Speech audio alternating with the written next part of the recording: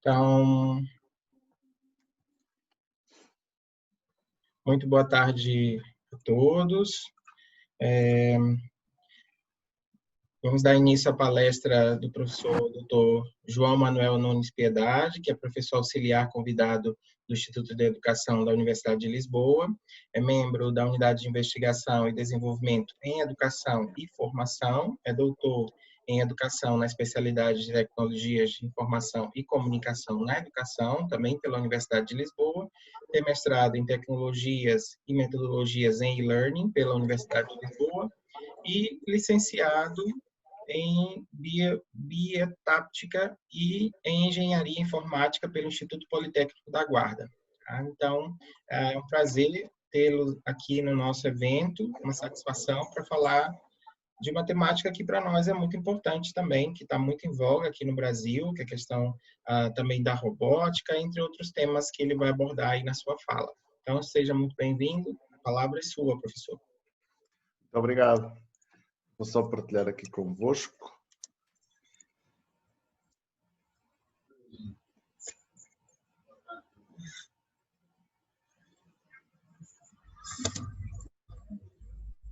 Sim. Pronto, eu acho que vocês estão a ver este slide ou estão a ver as minhas notas? Vemos o slide, professor. Ok, ótimo. Bom, muito obrigado pelo convite ao professor João Butentuit para participar neste evento. É um prazer enorme estar convosco, mesmo que à distância. Vocês no início da tarde, eu aqui no meu fim de tarde. É mesmo um prazer muito grande poder participar neste evento e estar a participar convosco, e portanto queria deixar este agradecimento. Eu estava comentando há pouco com o João que tenho acompanhado algumas das palestras e tenho considerado que são muito interessantes, têm abordado temas bastante pertinentes, e como é um desafio e é preciso ter muita coragem para organizar um evento de 2 semanas neste formato, com dezenas de palestrantes e com dezenas de apresentações, e portanto eu queria deixar já o meu reconhecimento por isso e os meus parabéns por isso. Eu vou colocar aqui só o meu relógio, que eu às vezes começo a falar e depois esqueço-me do tempo. Pode ficar tranquilo, porque depois não tem uma outra, só 7 horas da noite. Pode ficar sossegado. Ok. O João já me apresentou, eu coloquei apenas este slide para vos dizer que aquilo que eu vou... Primeiro, para vos mostrar uma figura diferente daquela que está no site, para não pensarem que são 2 pessoas diferentes, são a mesma pessoa, mas sobretudo para vos dizer que aquilo que eu vou partilhar hoje convosco, portanto ligado ao pensamento computacional, à programação e à robótica, serão sobretudo práticas que nós implementamos aqui em 2 cursos nos quais eu estou envolvido e nos quais tenho trabalhado, que é, por um lado, o curso de pós-graduação e de especialização em robótica no ensino básico. O nosso ensino básico é o ensino fundamental e o ensino médio do Brasil, e também no curso de mestrado em ensino de informática, que é um curso que prepara futuros professores de informática. Enquanto o curso inicial é um curso aberto a qualquer professor, a qualquer profissional que se queira atualizar na área das tecnologias e da robótica, o curso de mestrado em ensino é um curso de formação inicial para professores. Mas eu queria iniciar esta conversa convosco através de algumas inspirações e alguns autores e algumas pessoas que inspiram este trabalho e que inspiram também a forma como nós trabalhamos aqui com os nossos professores na formação inicial e também na formação continuada. Desde logo com o Papert, que foi talvez o pioneiro na utilização quer da robótica, quer da programação para crianças. Portanto, foi a pessoa que criou a linguagem Logo, que foi uma linguagem desenvolvida para poder ser utilizada por crianças, e depois a aplicou também à robótica, e trazer sobretudo algumas ideias que o Papert tinha presentes em alguns dos seus livros. Este é um dos mais emblemáticos, o Mindstorms, Children, Computers and Powerful Ideas, e as ideias principais que o Papert nos dizia é que uma ideia-chave era que as crianças deviam ser capazes de programar a máquina, computador em vez de serem controlados e programados por ele. E isso dava um poder e um sentimento de poder e de controle sobre aquela tecnologia emergente que é muito interessante para o processo de aprendizagem da criança e para o desenvolvimento de competências. E, sobretudo, que deviam usar este tipo de artefactos, a robótica, os computadores, como ferramentas para criar e para pensar. Portanto, colocar as crianças no papel de criadores, usando a tecnologia, usando a programação, usando a robótica. É muito isso do que nós falamos nos nossos cursos pós-graduados e nos nossos cursos de graduação também.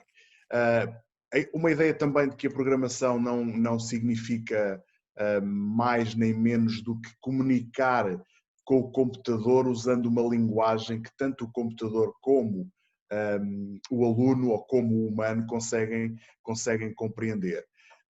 E que através desse processo de comunicação com o computador, a criança tem a possibilidade, ou o aluno tem a possibilidade de aprender e levar a aprendizagem para outros locais e integrar conceitos e conteúdos que vêm de outras áreas que não a área da tecnologia, que é a área da programação e que é a área da robótica.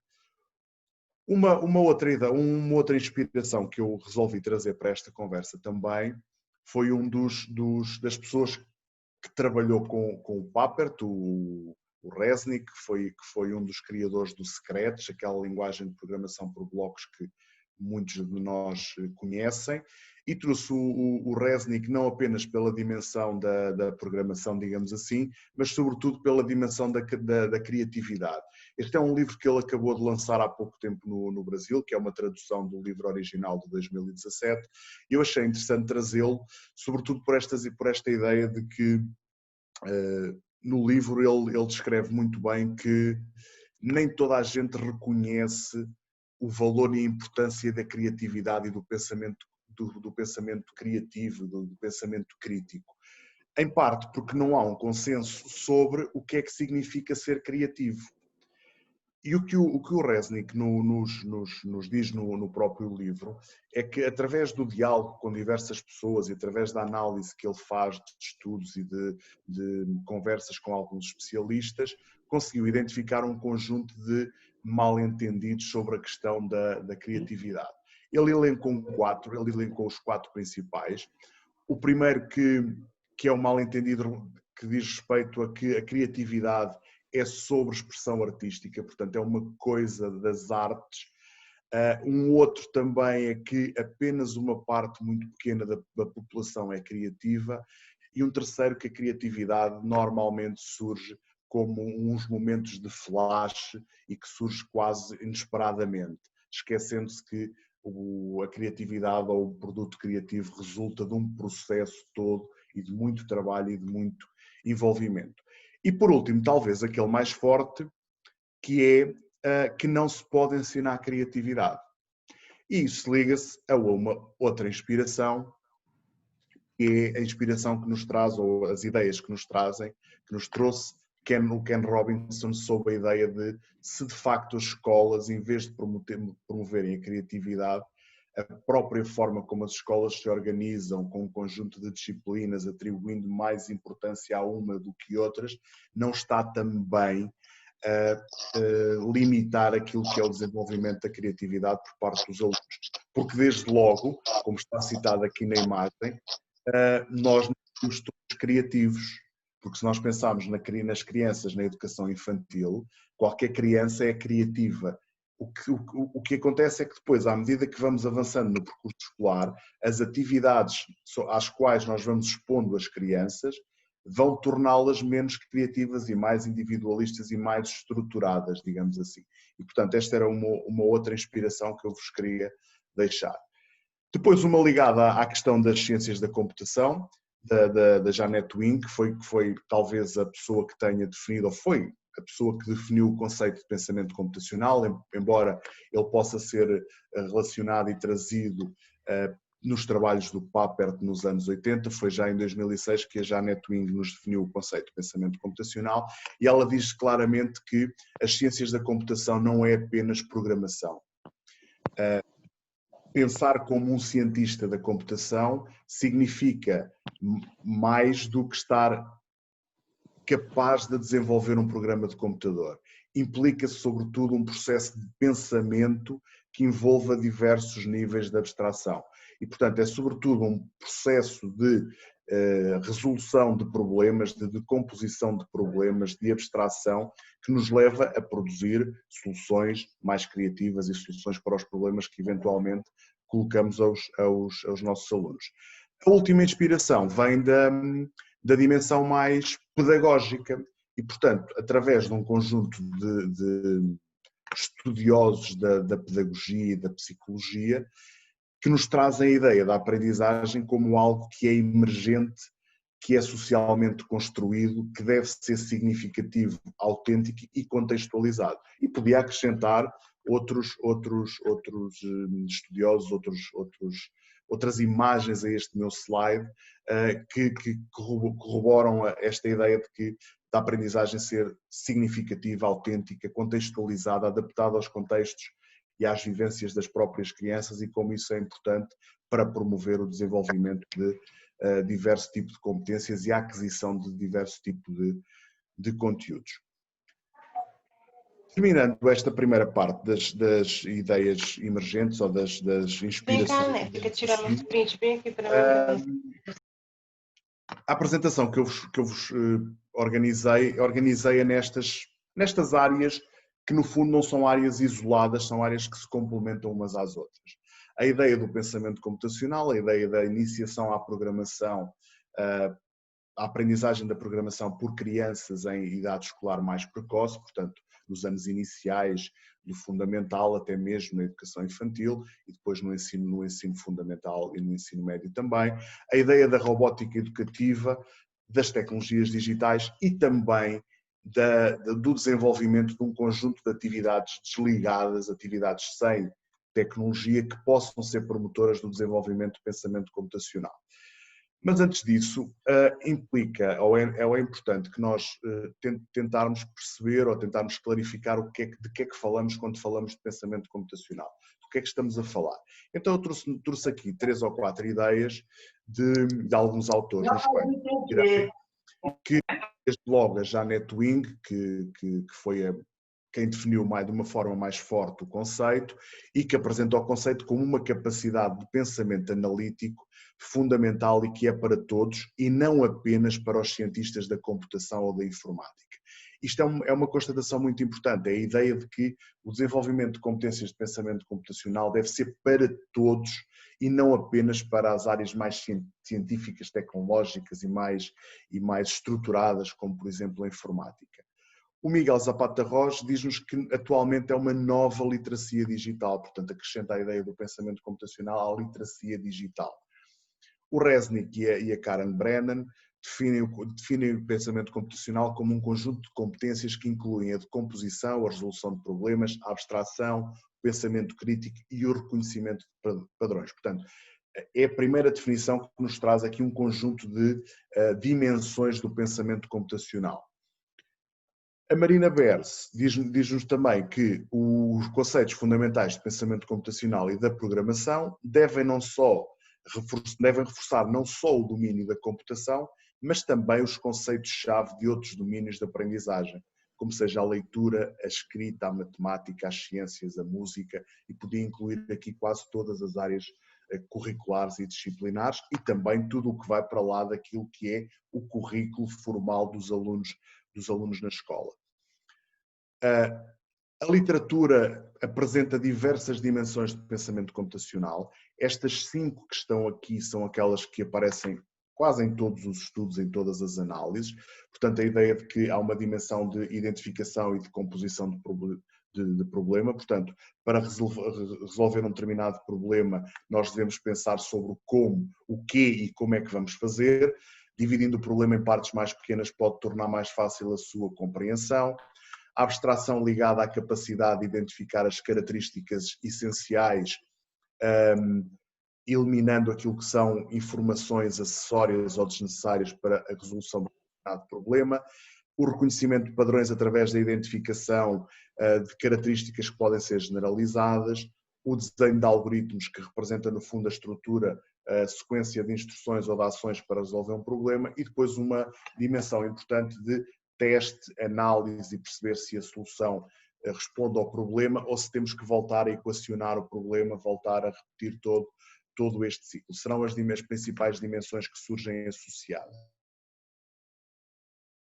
Várias instituições e vários países têm vindo nos últimos anos a dedicar bastante atenção a esta questão do pensamento computacional e da robótica e da programação, e têm vindo de algum modo a integrá-la nos seus currículos e nas suas atividades escolares.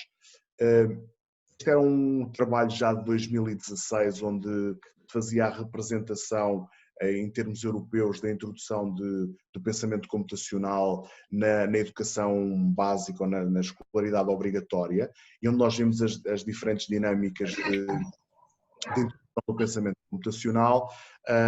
Por exemplo, a Azul, os países que tinham feito revisões curriculares com o objetivo de integrarem estas temáticas no currículo, outros que estavam a planeá-lo, alguns que já tinham uma tradição mais antiga na área das ciências da computação, e depois aqueles que estão a verde, riscados a verde, que têm algumas políticas que são definidas mais a nível regional e que não é tanto a nível nacional. Em Portugal nós tivemos um percurso já grande nesta área da robótica, da programação e do pensamento computacional. As primeiras iniciativas ligaram-se aos clubes de programação e robótica, que surgiram oficialmente, eles já existiriam nas escolas antes, mas surgiram oficialmente em 2014, 2015. Atualmente existem 386 clubes registados e reconhecidos pelo Ministério da Educação. Estes clubes funcionam fora do que é o currículo, portanto são atividades extracurriculares que existem nas escolas. Depois houve uma iniciativa de iniciação à programação no primeiro ciclo, que equivale aos primeiros anos do ensino fundamental 1, em 2015, 2016 e 2016, 2017, que envolveu 700 escolas e 72 mil alunos. Essa iniciativa depois transformou-se numa nova iniciativa designada por Probótica, Programação e Robótica no Ensino Básico, e que se alargou a todo o ensino primeiro ciclo e o ensino segundo e terceiro ciclo, portanto, o Fundamental 1 e o Fundamental 2, o equivalente ao Fundamental 1 e ao Fundamental 2, e que teve uma representação geográfica nacional bastante interessante, com atividades a realizar no âmbito deste projeto em todo o território nacional, incluindo os arquipélagos da Madeira e dos Açores. Mais recentemente, em 2018 e 2019, no âmbito da reorganização curricular que foi desenvolvida nesses anos, foi desenvolvida então uma nova matriz curricular para o ensino básico e secundário, um grande referencial curricular, que teve em conta aquilo que foi o perfil dos alunos à saída da escolaridade obrigatória, que no nosso caso são 12 anos, portanto o que o Governo estabeleceu foi, em conjunto com um conjunto de especialistas e de parceiros, definir aquilo que era o perfil que nós pretendíamos para o aluno à saída da escolaridade obrigatória, e criou para todas as disciplinas novas orientações curriculares e novos documentos curriculares operacionalizados através das aprendizagens essenciais. Nós temos aqui as aprendizagens essenciais para a disciplina de TIC, Tecnologias de Informação e Comunicação, que é uma disciplina que existe obrigatória no currículo dos alunos do 5º ano ao 9º ano, portanto, nestes anos existe uma disciplina formal na escola de tecnologias que é lecionada por um professor de informática, e para os primeiros anos do primeiro ciclo foram então definidas um conjunto de orientações curriculares para que o professor que é titular dessas turmas, que é o responsável por essas turmas, pudesse também integrar estas temáticas nas suas práticas profissionais e no trabalho com os alunos. E, portanto, estes referenciais vieram, no fundo, dar corpo àquilo que eram as orientações que iam surgindo de vários documentos internacionais e de várias instituições internacionais sobre a necessidade de integrarmos esta dimensão do pensamento computacional, da programação e da robótica nas atividades escolares dos alunos e no currículo, de maneira a poderem ser promotoras de um conjunto de competências que importava desenvolver nos alunos, desde logo as competências que estão também preconizadas no perfil à saída da escolaridade obrigatória. Posto todo este contexto de justificação da integração destas temáticas no currículo, o que é que foi a nossa resposta aqui do Instituto de Educação perante estas novas necessidades de atualizações curriculares e de preparação dos professores para atuar atuar com estes temas e desenhar atividades pedagógicas com estes temas para os seus alunos. O Instituto, como eu vos disse no início, pensou, já tínhamos uma oferta a decorrer há cerca de 10 anos ligada com a formação inicial de professores de informática, portanto o mestrado em ensino de informática.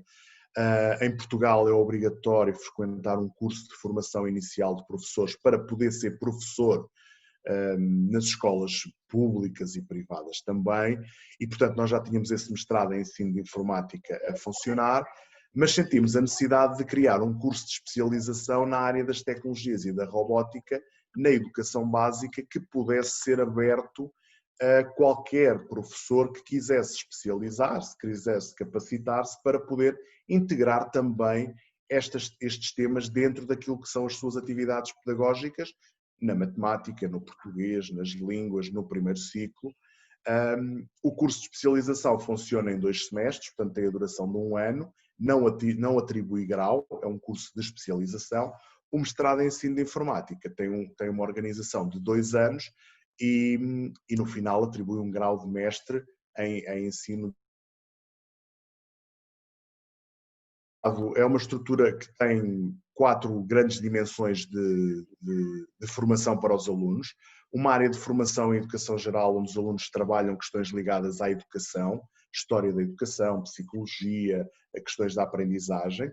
Depois tem um conjunto de didáticas específicas, neste caso didática da informática, onde trabalhamos aspectos didáticos do ensino da informática e que vão desde estas questões que estivemos a trabalhar do pensamento computacional, da robótica e da programação, mas também ao ensino de coisas mais complexas das ciências da computação, como redes de computadores, bases de dados, sistemas de informação. Portanto, preparamos os professores também para atuarem nessas áreas.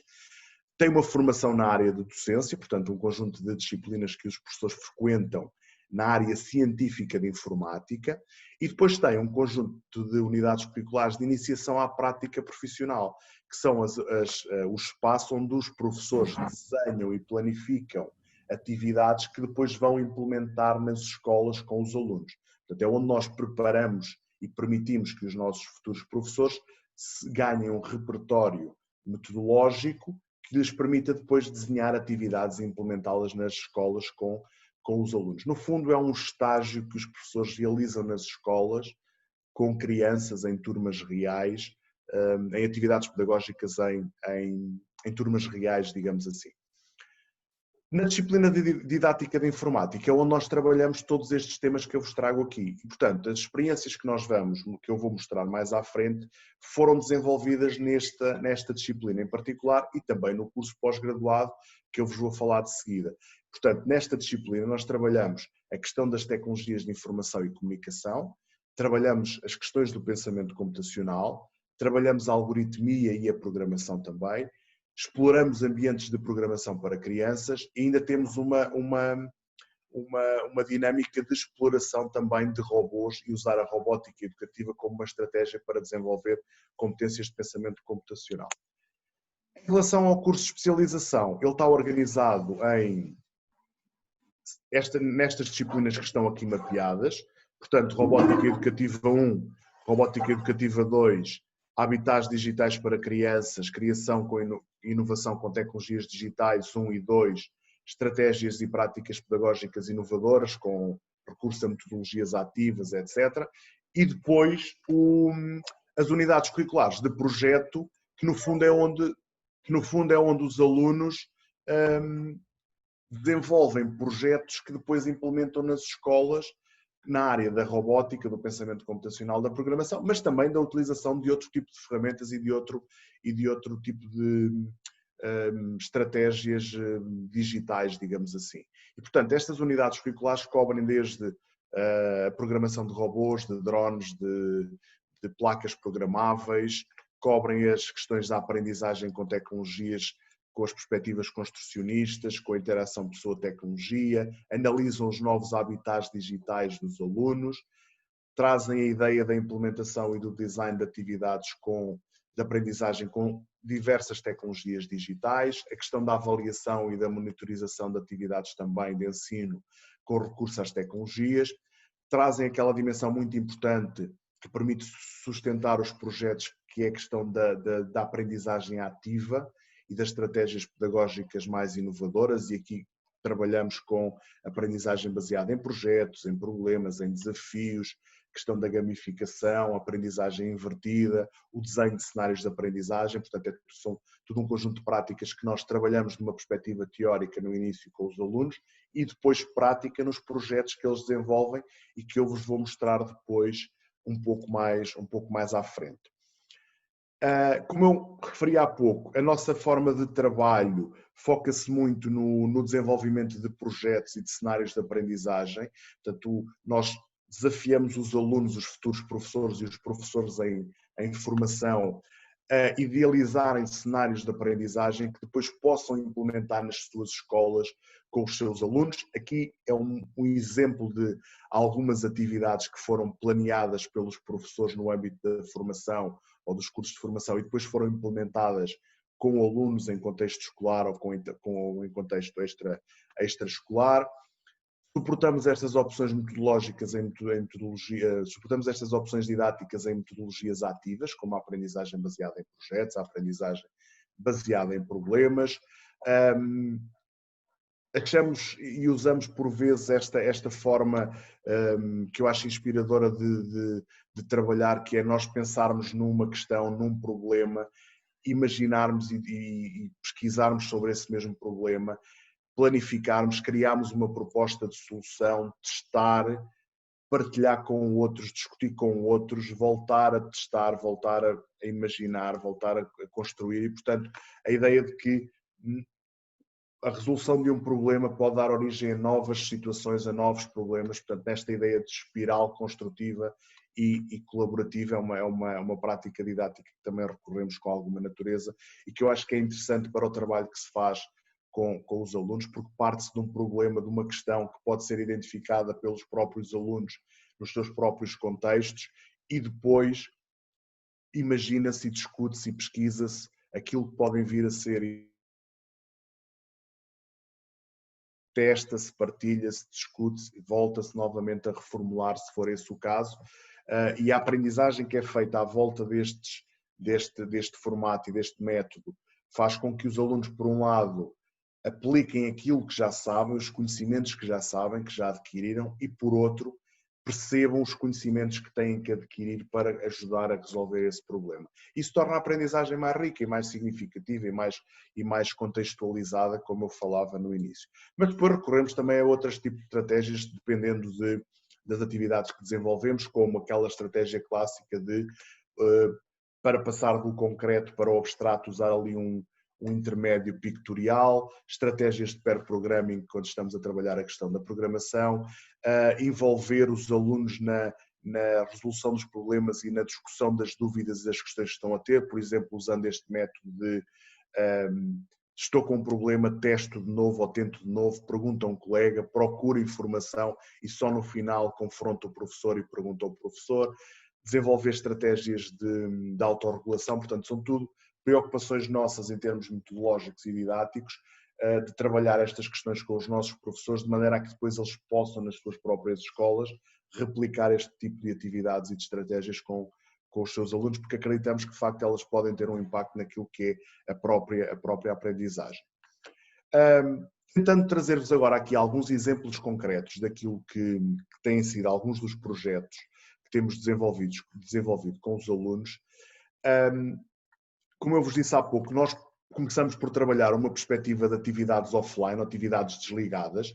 Este é um pequeno exemplo que serve sobretudo para trabalharmos a representação espacial com as crianças e trabalharmos também a lateralidade, a esquerda e a direita, e que através de uma linguagem simbólica, que usa setas para virar e para se movimentar para a frente ou para trás, os alunos podem construir pequenos algoritmos para resolver esses problemas.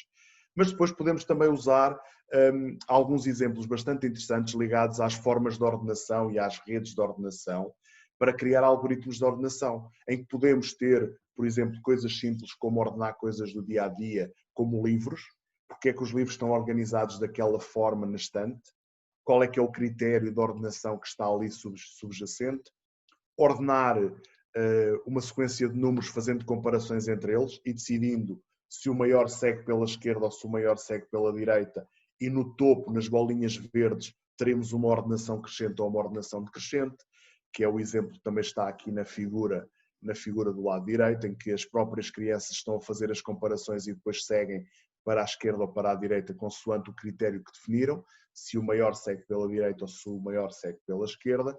Mas depois ainda podemos tornar isto um bocadinho mais interessante, que é, se eu perguntar, por exemplo, usando esta imagem aqui como da direita como exemplo, se eu perguntasse para me indicarem qual é que é o maior, o número maior aqui, facilmente me indicavam que era o 10. Porquê? Porque ele está visível. E, portanto, se eu perguntasse a um aluno, indica-me qual é o número maior, ele iria apontar e dizer que era o 10. Isso não torna o critério de ordenação ou de pesquisa visível. Então, o que é que nós temos na imagem de baixo, que é uma imagem de um curso de Ciências da Computação de Harvard, que eu acho que é delicioso, e este professor é fantástico. O que ele fez foi colocar os números dentro de caixinhas. E então, para fazer a pesquisa de identificar o maior, eu já tenho que ir dentro de cada caixinha, ver o conteúdo que lá está e comparar com o anterior. E, no fundo, é assim que o computador faz comparações. Portanto, o computador entra dentro de uma caixinha, vê o número que lá está e guarda. A seguir, quando entra na outra caixinha, compara com o número que tem guardado. Se o número for maior, passa esse a ser o maior. Se for menor, continua a fazer as comparações. E quando chegar ao final, tem uma sequência ordenada de ordem crescente ou de ordem decrescente, de acordo com aquilo que nós fizemos. Isto torna o critério mais ou menos visível. Uma outra atividade super interessante que fazemos muitas vezes é o envio de mensagens secretas usando codificação e descodificação em binário. E, portanto, eu posso enviar uma sequência em binário, que é esta que está aqui na nossa com fundo rosa, e depois descodificando estas sequências em binário, usando aqui uns cartões que estão disponíveis online, que eu posso imprimir e dar a cada aluno, nós vamos conseguir perceber que aquela sequência que está ali corresponde ao número 3 em decimal, ao número 18 em decimal, ao número 1, ao número 0, ao número 1, ao 0, ao 23, ao 3, ao 13, 3, ao 19. E quando eu vou usar esta tabela auxiliar para fazer a descodificação, eu vou perceber que o 3, onde é que está o meu 3? É o O. Que o 18 é um L. E que o 1 é o A. Então isto está de ser a palavra olá. E quando eu descodifico, fico com um olá a todos. E a partir daí eu tenho o mote criado para que toda a turma comece a enviar mensagens secretas a cada um, que troquem as tabelas auxiliares, troquem o alfabeto de maneira a complicar ainda mais, e cria uma motivação nos alunos super interessante, e que estão a trabalhar conceitos super complexos das conversões binário-decimal e decimal para binário, e estão a usar uma das formas, não era propriamente esta, mas uma das formas mais antigas de comunicação e de comunicar mensagens secretas, que são as cifras, que podemos trabalhar também, recorrendo àquilo que são as cifras de César, que eram usadas no tempo, há muitos anos atrás, não é? pelo imperador César, para enviar mensagens codificadas para os soldados, comando das batalhas, etc. Uma outra atividade super interessante que nós desenvolvemos o ano passado, uma das nossas alunas desenvolveu, nesta lógica das mensagens secretas, desenvolveu um telégrafo binário, que não é mais nem menos do que duas extremidades com duas caixinhas destas, onde eu de um lado coloco uma sequência binária que é representada na outra caixinha. E a pessoa só tem que registar a sequência que está a ser enviada, no final converter a sequência para decimal, usar uma tabela de conversão e perceber as mensagens que foram enviadas. Isto cria uma dinâmica super interessante. Isto foi uma dinâmica que nós criámos numa das nossas aulas, aqui na formação inicial, em que temos uma aluna, a Rita, que está a enviar sequências binárias, que vão ser representadas aqui, com as luzinhas a acender e a apagar. A Odete está a registá-las e no final vai converter aquela mensagem para perceber qual é que foi o conteúdo da mensagem que foi enviada. E isto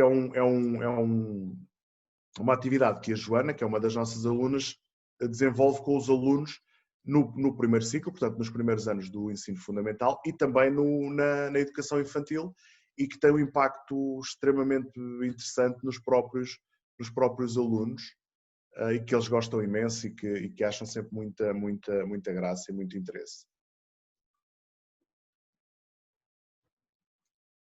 Na sequência depois das atividades, como eu vos disse há pouco, uma das atividades que nós fazemos com os nossos alunos é a exploração de ambientes de programação para crianças, também designados por ambientes de programação por blocos. Talvez o mais conhecido, o Scratch, que foi desenvolvido pelo Resnick, o Scratch Junior para as crianças em idade pré-escolar ou idade de educação infantil, e que no fundo usam uma espécie de blocos de Lego que nós podemos encaixar para construir pedaços de código que representam um conjunto de instruções para resolver um determinado problema, para fazer aquilo que nós fazemos muito, que é contar histórias, para criar jogos relacionados com currículo de diversas disciplinas. Temos aqui alguns ligados ao português, a história do Príncipezinho, o abecedário maluco, os nomes coletivos, as pavimentações que já vêm da matemática. Estes primeiros foram desenvolvidos por duas professoras que foram nossas alunas.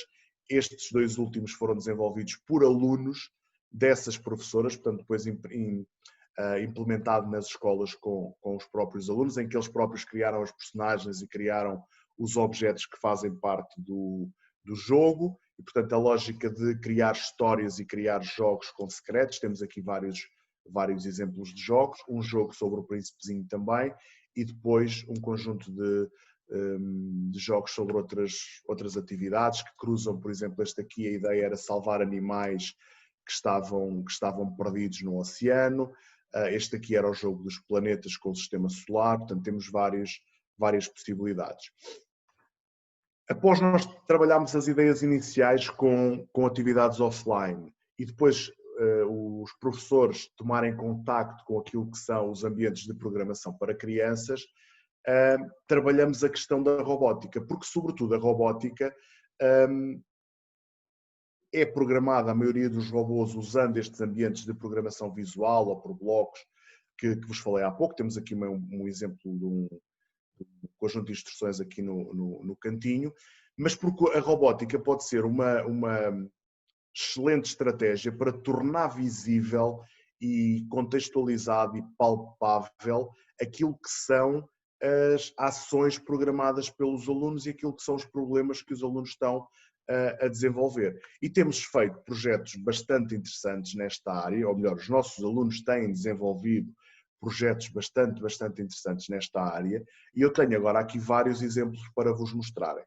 Este é um exemplo super interessante, que é um vídeo que foi produzido pelos professores e pelos alunos que apresentam o projeto, que era uma história que mete água, e que no fundo envolve a programação de dois robôs que podem circular na água. Este no fundo é o vídeo da apresentação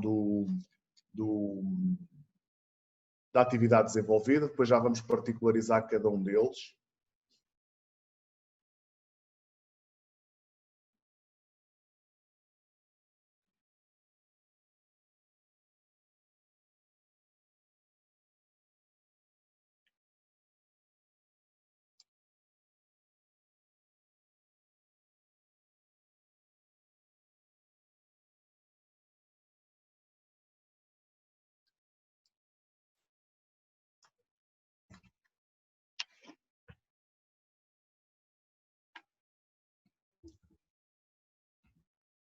Eu acho que isto pode ter travado um bocadinho, mas ficou a ideia. Portanto, era a programação de um robô que iria navegar num lago, fazendo o resgate de um conjunto de ilhas que estavam a ser invadidas por poluição feita pelo homem. Eles, até chegarem à atividade final, fizeram um conjunto de atividades parciais que lhes permitiram aprender a dominar a máquina, a dominar aquele robô, de maneira que eles, depois de ter aquilo que era esperado, para resolver aquele problema. No fundo, partiram o grande problema em problemas muito mais pequenos. E eram alunos de terceiro ano, portanto, eram alunos de primeiro ciclo, de terceiro ano, onde tiveram a trabalhar sobretudo conceitos da matemática, de estudo do meio, da expressão artística, também da programação e da robótica. A primeira atividade que eles fizeram foi aprender a trabalhar com o robô. E vocês vão ver que eles aqui tiveram que fazer a relação entre aquilo que é o tempo, a velocidade e a deslocação. Ou seja, se eu aumentar o tempo, o que é que acontece e mantendo a velocidade, o que é que acontece à deslocação? Se eu mantiver o tempo e aumentar a velocidade, o que é que acontece? E foram registando os valores para conseguirem tirar conclusões.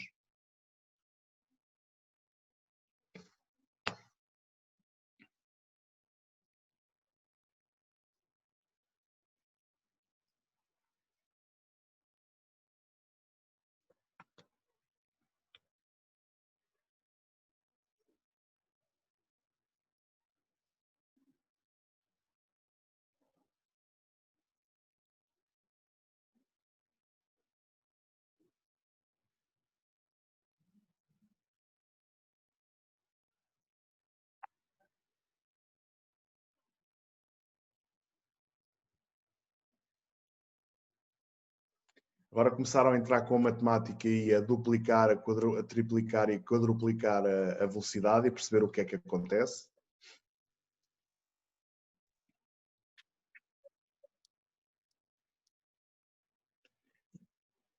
Depois, numa segunda fase, a ideia foi conseguirem controlar a direção do robô e colocarem-no a circular sempre a direito, na direção certa. E vão perceber com este jogo de bowling, usando garrafinhas de iogurte, que não é um processo nada fácil. As primeiras tentativas são completamente falhadas.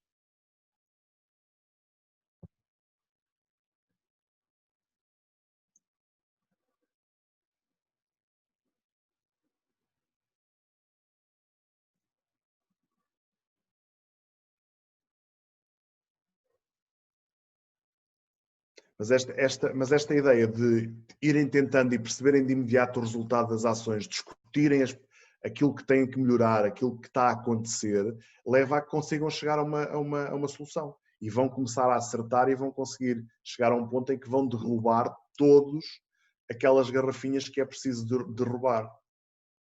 Coelho, burro, a não ser que esse animal precise ficar necessariamente gordo para poder atender algum quesito ambiental, por exemplo, ambiente. E aí realmente vai funcionar uma agricultura mais espécie. A última atividade será então a preparação para irem para o lago. E aqui neste vídeo eu acho que há três momentos bastante interessantes, que é, por um lado, eles começam num ambiente simulado dentro deste recipiente com água a perceber como é que podem contornar a ilha, não é? E vão jogando com a velocidade, com o tempo e vão conseguir fazer um quadrado à volta da ilha, porque eles já sabem controlar o robô. Mas depois vai acontecer uma coisa super interessante, que é, quando eles vão para o contexto real, o algoritmo não vai funcionar. Porquê? Porque eles, no ambiente simulado, não contaram com todas as variáveis. Não contaram com a ondulação que é produzida pelo robô. Não contaram com a vegetação. E, portanto, tiveram que pensar em que diferença, com o vento, quais as diferenças que eles encontraram neste ambiente real que não estavam no ambiente simulado. E tiveram que ter a capacidade de adaptar os algoritmos para que, de facto, o robô conseguisse circular as ilhas, afastando a vegetação que estava, de algum modo, a simular aquilo que era a poluição e os materiais poluentes que andavam no oceano. Isto fez-los perceber que, de facto, as condições reais muitas vezes são diferentes das condições simuladas e, por outro lado, fê-los desenvolver a capacidade de se adaptarem rapidamente àquilo que eram as necessidades que se colocavam ali naquela situação real. Eu acho que este foi um excelente exemplo, talvez dos melhores exemplos que nós tivemos nesta área. Depois temos alguns exemplos bastante interessantes. Esta era uma história entre dois amigos improváveis, dois robôs que se encontravam, e a ideia que estava por detrás deste cenário e deste projeto não foi propriamente apenas a programação, foi a forma como a Odete, a Rita e o Jorge desenharam este projeto. Então, de uma forma rápida, o que eles faziam era, eles colocavam os robôs a interagir um com o outro. Portanto, nós temos aqui um robôzinho que está à janela e temos outro que está ali escondido. E estes robôs iam fazer uma interação entre eles.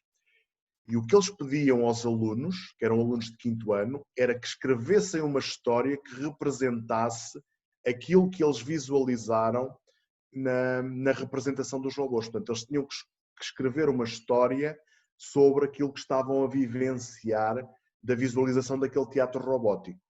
Depois, cada grupo lia a sua história, apresentava a sua história. Os próprios professores liam a história original que estava subjacente àquele cenário e, no final, os alunos eram convidados a implementar as suas histórias com aqueles 2 robôs.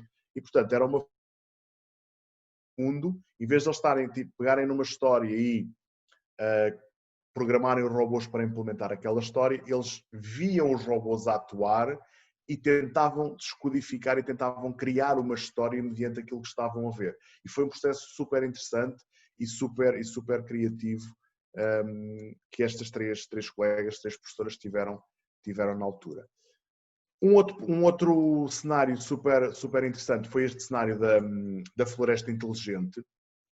E, no fundo, a ideia que a Alexandrina e a Anabela tiveram foi identificar um grande problema que nós temos a nível nacional em Portugal, que no Brasil é igual e é um pouco por todo o mundo, que são os incêndios florestais. Então, o desafio que elas pensaram para depois apresentarem também aos alunos era como é que nós podíamos tornar a floresta um pouco mais inteligente. E, portanto, a ideia era desafiar os alunos a pensar sobre como é que a floresta pode ser um pouco mais inteligente ou pode ser mais inteligente. E os cenários que elas implementaram para testar essa proposta, que idealizaram, foi criar um sistema, uma floresta, um tipo de cenário, em que a floresta tinha a capacidade de detectar um incêndio e automaticamente ativar um robô bombeiro que iria extinguir esse incêndio. Mas não se ficaram por aí, portanto, isto já era um desafio super interessante, desde que elas próprias construíram os cenários que vocês estão a ver, criaram uma área verde, uma área onde está a acontecer um incêndio e uma área já ardida e onde pode ser trabalhada toda aquela questão do desenvolvimento sustentável, da poluição, etc. Mas elas não ficaram apenas por aí. Fizeram uma primeira atividade que, no fundo, foi colocar um robô que designaram por Bad Boy a simular aquele que é o nosso comportamento humano, que é o primeiro vídeo que eu vos vou mostrar, que, no fundo, é o Bad Boy a sujar a floresta. E, portanto, a história é: nós sujamos a floresta, deitamos lixo na floresta, não protegemos a floresta. Isso, posteriormente, vai dar origem a um incêndio que depois consome a floresta e provoca uma devastação tremenda nos habitats dos animais e nos habitats naturais do nosso planeta. E, portanto, este robô, o que ele está a fazer foi a espalhar lixo na floresta. Aqui visualizamos a área ardida dos cenários que elas desenvolveram.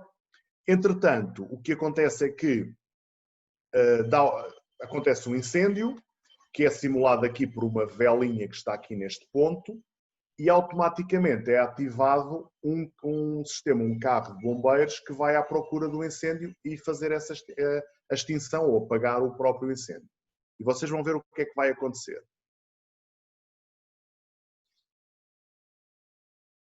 Portanto, ele agora detectou a vela e apagou o incêndio e depois segue e vai terminar o seu percurso, como nós dizemos aqui em Portugal, vai à vida dele.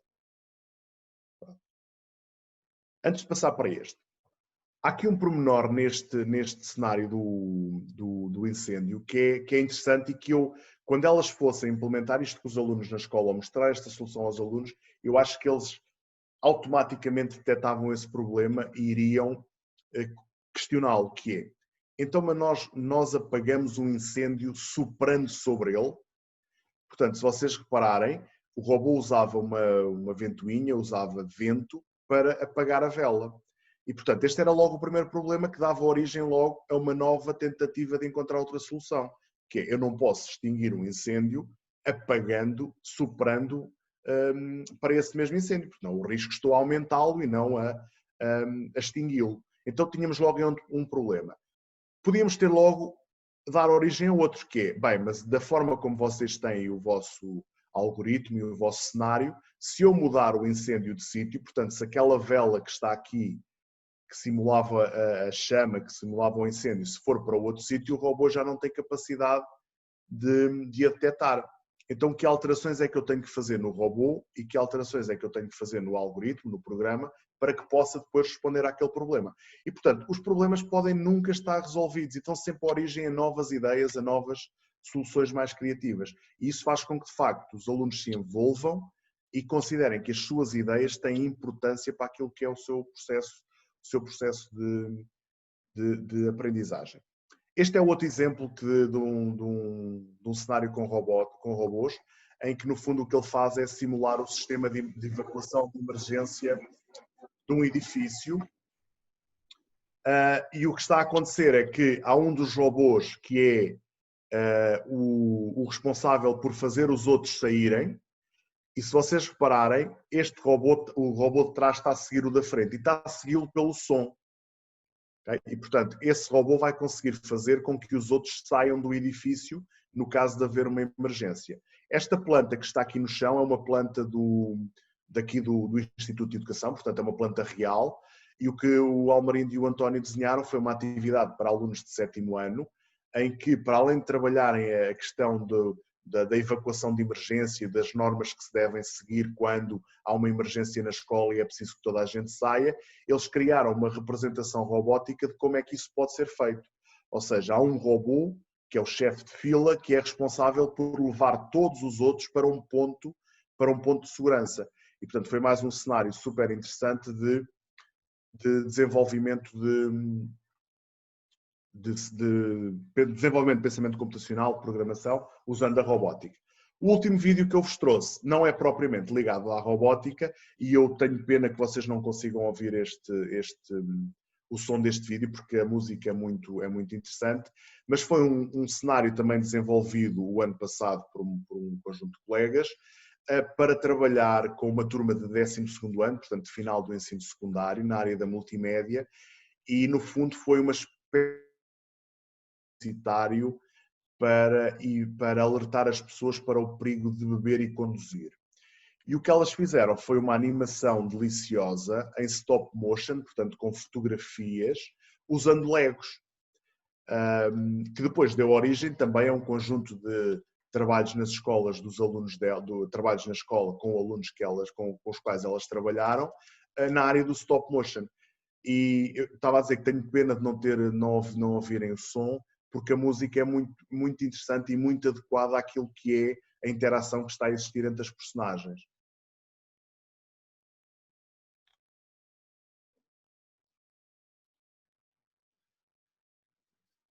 Portanto, isto foram cerca de 2.500 fotografias, talvez, a mover pecinha a pecinha, move e tira uma foto, move, tira outra foto, portanto, ao estilo dos filmes de animação do Tim Burton.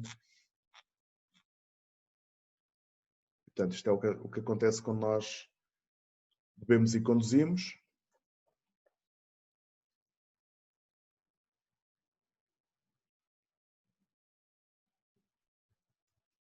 Mas eu de seguida, quando estivermos depois na parte das perguntas, eu coloco o link do vídeo no chat para vocês conseguirem visualizar. Depois, posteriormente, não necessita de ser agora.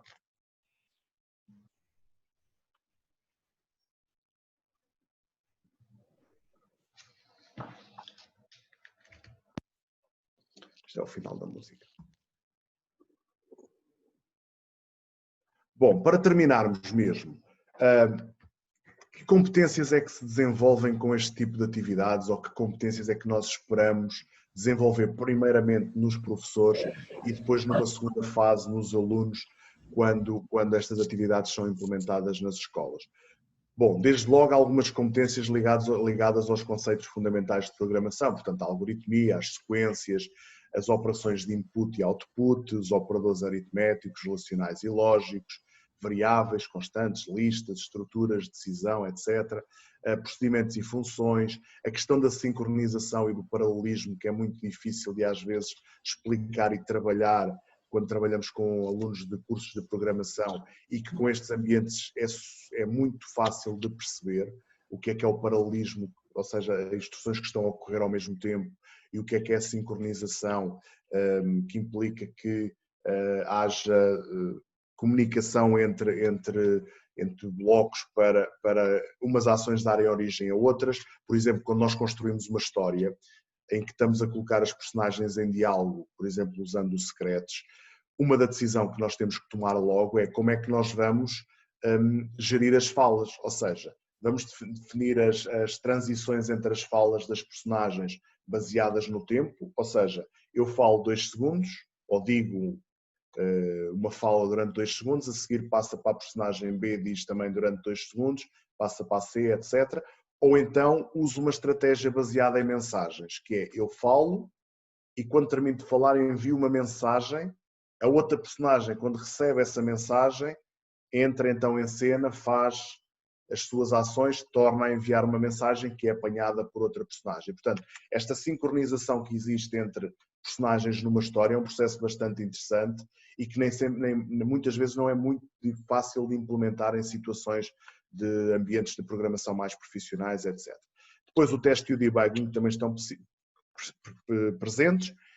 Sobretudo, desenvolvemos ou pretendemos desenvolver aquilo que se preconiza como algumas das competências século XXI, como seja o pensamento crítico, a resolução de problemas, criatividade, colaboração, comunicação, as múltiplas literacias, não apenas a literacia digital, mas a literacia científica das várias áreas, a literacia da informação tecnológica, a flexibilidade e a adaptabilidade, a iniciativa, a persistência, o não desistir perante as adversidades, a perseverança, portanto, são todo um conjunto de competências que estão preconizadas em vários referenciais. Este é um dos exemplos desenvolvido pelo Fórum Económico Mundial. Penso que hoje ou ontem foi lançado um novo documento por esta instituição, onde também tem um conjunto de competências, penso que até 2025.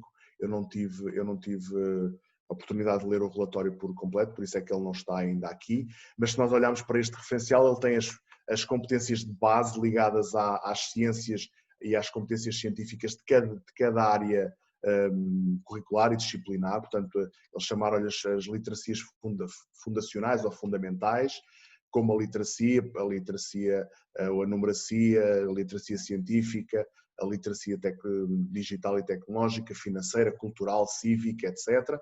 Depois um conjunto de competências ligadas à criatividade, ao pensamento crítico, à comunicação e à colaboração, e depois algumas porque eles designaram como características, qualidades ou características mais pessoais, como a curiosidade, a iniciativa, a persistência, a adaptabilidade, a liderança e as questões, o envolvimento social e cultural. Tentando responder à questão que eu me coloco sempre, porquê pensamento computacional, programação, robótica na educação básica e por que não outras áreas como as artes, a música, etc. Eu acho que todas essas áreas as crianças devem ser expostas a tudo aquilo que puder contribuir para o seu desenvolvimento enquanto estudantes e enquanto cidadãos que vão atuar perante uma sociedade que também tem uma dimensão marcadamente digital. Mas eu procurei responder a esta questão, sobretudo porque necessitamos de formar cidadãos ativos que sejam participativos e tecnologicamente críticos, criativos, conhecedores, competentes, confiantes e consistentes. Ou seja, críticos na utilização da tecnologia, perceber a tecnologia que estão a usar e qual o impacto dessa tecnologia, perceber que quando eu estou a usar determinada ferramenta eu estou a ceder alguma coisa em troca, por exemplo, dados pessoais, isso é muito importante saber usar criticamente as ferramentas, poder ser criativo com elas, conhecê-las, ser competente na utilização das ferramentas que lhes vão permitir atuar na sociedade e nos seus ambientes de trabalho, tenham um sentido de confiança nessa mesma utilização e que façam uma utilização consciente dessas mesmas ferramentas e dessas mesmas tecnologias, que agora serão umas e que daqui a 10 anos, daqui a 20 anos, daqui a 30 anos, serão outras. Quando nós referimos competências para o século XXI, a meu ver isso é uma tradução errada, porque nós não conseguimos antecipar aquilo que serão as competências para um século inteiro. Nós estamos a falar de competências que se consideram necessárias atualmente para um cidadão no século XXI atual e nos próximos 5, 10, 15 anos. Não conseguimos antecipar o que será daqui a 30 ou daqui a 40 anos, com esta certeza que às vezes se tenta colocar. Muito obrigado por me ouvirem durante esta hora quase. Nós que agradecemos, né, a participação do professor João. Então, ele trouxe aí esclarecimentos sobre a questão do pensamento computacional, falou um pouquinho sobre a estratégia de como os mestrados na Universidade de Lisboa trabalham nessa perspectiva, mostrou alguns exemplos práticos de trabalhos que os alunos desenvolvem, e isso tudo deixa aí um gostinho de quero mais aqui para todos os brasileiros que pretendem aí, quem sabe, cursar, né, um mestrado aí com vocês, né? Muitas propostas de fato interessantes, válidas e que estão extremamente importantes nesse atual contexto em que se fala de uma aprendizagem maker, em que os nossos alunos precisam desenvolver coisas e não apenas repetir coisas prontas e acabadas. Então, a robótica e todos esses materiais que são integrados nessas unidades curriculares são, de fato, interessantes para que os nossos docentes possam planejar situações de aprendizagem que futuramente vão aplicar na sua sala de aula. Tá? Então, vamos ver aqui alguns comentários que eles já colocaram, né? Muita gente parabenizando, dando aí, comentando, né, das excelentes informações colocadas por você. Que mais? Vamos ver. Podem colocar perguntas aqui também, tá? Então... Deixa-me só dizer, eu coloquei no chat agora o link deste último vídeo. Ele não está totalmente aberto no YouTube, mas através do link conseguem visualizar, porque eu acho que com a música fica super interessante e vão gostar de certeza. Entretanto, acho que há uma pergunta da Sabrina, se para fazer o mestrado precisa primeiro de fazer especialização mesmo para Café do Brasil. É uma boa pergunta. Este mestrado em formação inicial de professores de informática, ou seja, que nós desenhámos e implementámos para formar professores que vão atuar nas escolas como professores de informática, tem particularidades de acesso bastante diferentes da outra oferta formativa. E, portanto, por exemplo, para a outra oferta formativa, o candidato tem que ser apenas licenciado, ter os graus reconhecidos, etc., e candidatar-se. Aqui há várias condicionantes ou vários critérios, que é a pessoa tem que ter uma graduação na área de informática, porque é isso que lhe vai dar a componente científica e ter os tais 120 créditos que nós temos que acreditar. Tem que ter aprovação numa prova de língua portuguesa. Todos os candidatos aos cursos de mestrado em ensino na Universidade de Lisboa têm que fazer aprovação numa prova de língua portuguesa. E depois temos uma entrevista também seletiva para esclarecer algumas dúvidas. E, portanto, a condição inicial, porque ela é logo exclusiva, é ter a graduação na área de informática, ter aprovação na prova de português, e só depois destes dois estarem garantidos, então é que há a entrevista final. No caso da pós-graduação ou da especialização, não há qualquer critério adicional, portanto é ser graduado numa área qualquer, pode até ser bacharel, nem ter mesmo o equivalente aqui à nossa licenciatura, e aí pode frequentar sem qualquer problema. Até este ano... Mesmo para os brasileiros, eles têm que fazer prova de português? Todos, mesmo os portugueses. Ou seja, é uma condição de acesso da Universidade de Lisboa a todos os mestrados, mesmo para vermos o paradoxo. Mesmo um candidato que se está a candidatar para professor de português tem que fazer uma prova de português. Nossa! Pronto, porque a prova avalia a componente escrita, como é óbvio, sim, mas também a capacidade de interpretação oral, a capacidade de interpretação de texto literário e não literário. Pronto, e por isso o processo é de facto exigente nesse aspecto. O curso da robótica, como é aberto, o outro curso de especialização é aberto a qualquer área, não tem essas condicionantes, E nós, neste momento, estamos a funcionar com ele num regime totalmente à distância ou praticamente totalmente à distância. Nós temos alunos desde o norte, desde o Porto até o Algarve, que é o sul de Portugal, incluindo nas ilhas também. E, portanto, estamos a funcionar num horário, em atividades à distância, algumas síncronas, outras assíncronas, e, portanto, poderá ser uma iniciativa interessante. Certo. A Luísa colocou assim, ó, a robótica pode ser transversalizada em outras disciplinas ou ela prescinde de conhecimentos específicos como linguagem binária? Acho que ela quis dizer a questão da linguagem de programação. Eu gosto particularmente, eu diria que depende do contexto, ou seja, por exemplo, se eu estiver a trabalhar com alunos no âmbito que estão a aprender informática e programação, que são alunos que vão ser programadores, por exemplo, no ensino técnico, o equivalente ao vosso ensino técnico, a robótica é usada em informática e, portanto, eu posso programar os robôs usando uma linguagem de programação mais profissional, baseada em texto, codificada, digamos assim. A forma como eu acho mais interessante usar os robôs é usá-lo como estratégia de aprendizagem. E aí podemos usá-la em qualquer área, porque as linguagens de programação são super acessíveis. E, portanto, aquilo que nós temos que fazer, no fundo, é encaixar pecinhas de blocos de instruções, ou para os alunos mais pequenos, usar linguagem simbólica, portanto, usar setas, usar círculos para dar a ideia do movimento das repetições. E, portanto, nós só encaixamos aquilo como se estivéssemos a construir legos. Portanto, ele é aberto a qualquer área disciplinar e a qualquer criança de qualquer idade, porque nós encontramos ambientes de programação para qualquer idade, desde o pré-escolar até aos alunos mais velhos de ensino secundário e de ensino superior. E mesmo em termos profissionais, de programação em termos profissionais, nós estamos a caminhar cada vez mais para desenvolvimento de aplicações e desenvolvimento de tecnologia sem código, no code. E, portanto, mesmo em termos profissionais, se começa a usar muito este tipo de linguagens, porque mais importante do que saber codificar é a estrutura de pensamento para resolver o problema. É o desenho do algoritmo. Depois, o codificar é estudar como é que a linguagem funciona. Portanto, o processo é sempre muito mais importante do que depois aquilo que vai codificar ou que vai implementar aquele determinado algoritmo. Perfeito.